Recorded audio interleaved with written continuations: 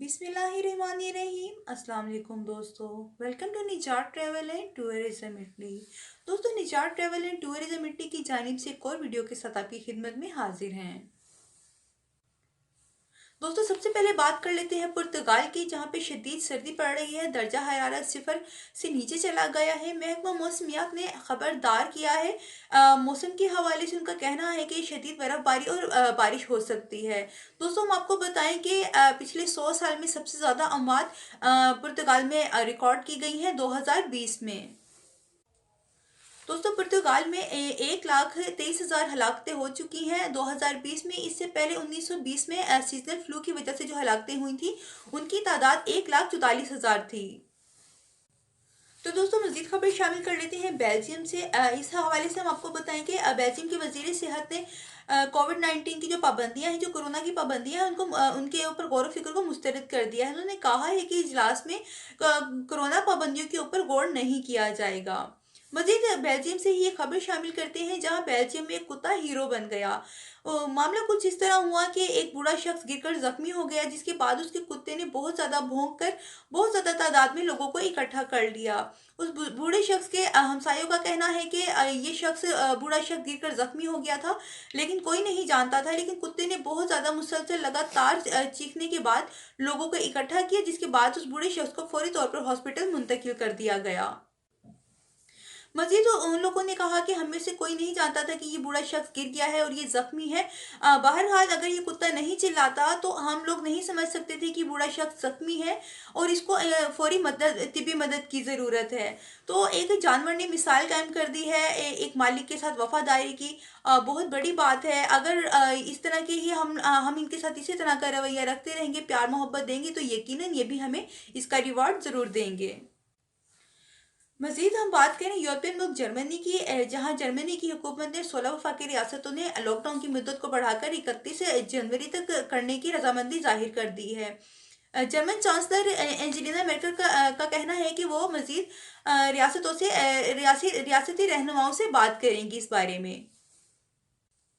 मजीद कोविड-19 के हवाले से हम आपको बताएं कि 9,000 से जायद केस सामने आ चुके हैं और 302 लोग जो हैं वो हलाक हो चुके हैं। मजीद जर्मनी से ही खबर शामिल करते हैं कि जर्मनी की हुकूमत ने 2022 से जर्मनी में प्लास्टिक बैग्स के इस्तेमाल पे पाबंदी आयद कर दी है। उन्होंने कहा है कि 2022 के बाद जो है प्लास्टिक के बैग्स के ऊपर सख्त पाबंदी आयद होगी। इसको इस्तेमाल करने के ऊपर शायद जुर्माना भी हो सकता है। दोस्तों, अब बात कर लेते हैं जर्मनी में लॉटरी जीतने वाले शख्स की, जो इनाम हासिल नहीं कर सका। 11 मिलियन की लॉटरी थी, लेकिन वो शख्स हासिल नहीं कर सका क्योंकि उसको 3 साल से ढूंढा जा रहा था, लेकिन उसका कोई एड्रेस या कोई मालूमात हासिल नहीं हो रही थी। मजीद ये भी कहा जा रहा है हुकाम की तरफ से कि उन्होंने इस जगह का भी तयन किया है जहां से शख्स ने लॉटरी खरीदी थी, लेकिन उसका कोई एड्रेस या कोई पता मालूम नहीं हो सका और ये हकदार खुद भी सामने नहीं आया। तो इस जीती हुई रकम को दोबारा जो लॉटरी है उसमें शामिल कर दिया गया है। दोस्तों, अब बात कर लेते हैं यूरोपियन मुल्क फ्रांस की, जहां पे कोरोना वैक्सीन की सुस्त रवि फ्रांसीसी सदर मैक्रोन के लिए इम्तिहान का बाइस बन गई। अभी तक वहां पे से 516 लोगों को वैक्सीन लगाई जा चुकी है। मजीद हम आपको बताएं कि सदर और हुकूमत जो है सख्त तनकीद का शिकार हैं। जबकि हमसाया मुल्क जर्मनी है, वहां पे 2,39,000 लोगों को अब तक वैक्सीन की खुराकें दी जा चुकी हैं। मजीद फ्रांस ने अपने स्कूल के बच्चों को आगाह किया है बरतानिया के खतरनाक वायरस के बारे में, और मजीद उन्होंने बच्चों को बताया है कि ये वायरस बच्चों को ज्यादा मुतासिर कर रहा है। मजीद आपको बताएं कि फ्रांसीसी हुकाम का कहना है कि जो लोग कोरोना के बहरान में मुल्क की खिदमत कर रहे हैं, उनको शहरियत दी जाएगी, लेकिन उसके लिए उनको अपना जो डॉक्यूमेंट्स हैं वो मुकम्मल करने होंगे, पेपर वर्क मुकम्मल करना होगा, और सकाफत के और तारीख के जो फ्रांस की सकाफत और तारीख है उसका कड़ा इम्तिहान भी पास करना होगा। लेकिन उन्होंने कहा कि 5 साल का रेडी रेजिडेंस जो कार्ड है उसके लिए वो बगैर किसी शर्त के अप्लाई कर सकते हैं। दोस्तों, अब बात करते हैं यूरोपियन मुल्क यूनान की, जहां की हुकाम ने इस बात की तस्दीक की है कि 4 लोगों के अंदर बरतानिया का खतरनाक वायरस पाया गया है। और मजीद हम आपको बताएं कि इससे पहले कब्रिस के हुकाम ने भी बताया था कि जो 12 अफराद हैं उनके अंदर इस बरतानिया के खतरनाक वायरस की तस्दीक हुई है। मजीद हम आपको बताएं कि एक रिपोर्ट में बताया गया है कि यूनान की आबादी बिलों की अदायगी के लिहाज से यूरोप के कम तरीन दर्जे पे है। और मजीद हम आपको बताएं कि जो यूरोप की आबादी है वो निसफ आबादी जो है कोविड-19 के बहरान के बाद अपनी आमदनी खो चुकी है। दोस्तों यूरोपियन यूनियन ने बोस्निया में मौजूद पनाह गजीनों तारकीन वतन के लिए 35 लाख यूरो की इमदाद का ऐलान किया है।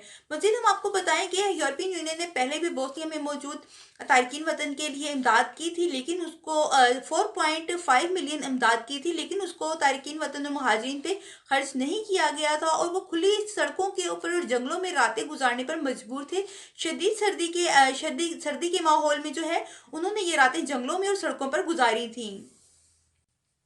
मजीद खबर शामिल कर लेते हैं स्कॉटलैंड से। दोस्तों हम आपको बताएं कि खबर आ रही है कि स्कॉटलैंड में लॉकडाउन शुरू हो गया है। बच्चों के स्कूल बंद हो गए हैं कि पहली वजीर का कहना है कि कोविड-19 को कंट्रोल करने के लिए जो है आधी रात को लॉकडाउन शुरू कर दिया गया है। मजीद उनका कहना था कि लोगों को घरों से कम निकलना चाहिए, गैर जरूरी घरों से नहीं निकलना चाहिए, एसओपीज को फॉलो करना चाहिए। और उन्होंने ये भी कहा कि इबादत गाहों और वर्जिशों की जगह के ऊपर भी पाबंदी लगा दी गई है, स्कूल बंद हैं। मजीद इंग्लैंड से खबर सुनने में आ रही है कि बच्चों के स्कूल खुल गए हैं, लेकिन कुछ स्कूल खुल गए हैं, कुछ अफराद ने इनफरादी तौर पर जो है स्कूलों को बंद कर दिया है। दोस्तों बात कर लेते हैं बरतानवी शहरियों की परेशानी के हवाले से। जब वो क्रिसमस मनाकर जो है इटली वापस जा रहे थे तो उनको वहां जाने से रोक दिया गया। बरतानवी शहरियों को इटली यूरोप में इंटर होने से रोक दिया गया है। उनका कहना है कि हमने इनको पहले ही कहा था, हुकाम की तरफ से कहा गया है कि पहले ही कहा गया था, आगाह किया गया था कि अगर आप इटली में रहते हैं जहाँ की आपकी रिहाइश है वहाँ का प्रूफ आपके पास होना चाहिए। जबकि एयरलाइंस की तरफ से कहा जा रहा है कि डॉक्यूमेंट्स के प्रॉब्लम की वजह से उनको रोका गया है। मजीद उनकी तरफ से ये नहीं बताया गया है कि वो किस किस्म के डॉक्यूमेंट्स होंगे जो काबिल कबूल होंगे।